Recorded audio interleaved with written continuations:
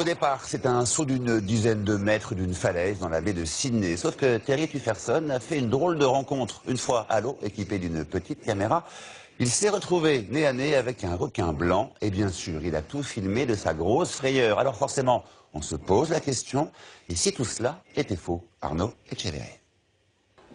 Encouragé par une amie, Terry Tufferson s'apprête à faire le grand saut. En contrebas de cette falaise, la baie de Sydney. Le baigneur ne se doute pas un seul instant qu'il va faire une rencontre stupéfiante. Un requin lui lance son ami une fois dans l'eau. Quelques secondes plus tard, le prédateur apparaît. Dans un premier temps, le requin semble se désintéresser du jeune homme, mais le squale est curieux. Il revient et s'approche à quelques centimètres du baigneur.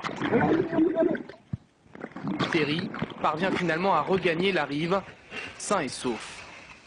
Le grand frisson, trop beau pour être vrai. Depuis sa mise en ligne hier, des milliers d'internautes s'interrogent. Je vis à Sydney et je peux vous dire qu'il n'y a pas de requin blanc dans cette zone. Le type a l'air bien calme en sortant de l'eau. C'est trop bien filmé pour être vrai.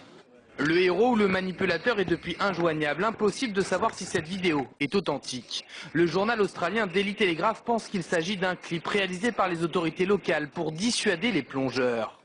Le requin utilisé pour faire de la prévention, c'est aussi une arme publicitaire. Il y a 3 ans, une chaîne de restauration rapide avait diffusé cette vidéo montrant un couple effrayé par un faux requin pour vendre des sandwichs au poulet. Ces prédateurs, également au service de l'humour. Lors de la tempête Sandy aux États-Unis en 2012, des photos montrant des requins en plein New York avaient circulé sur Internet. De faux clichés, bien évidemment.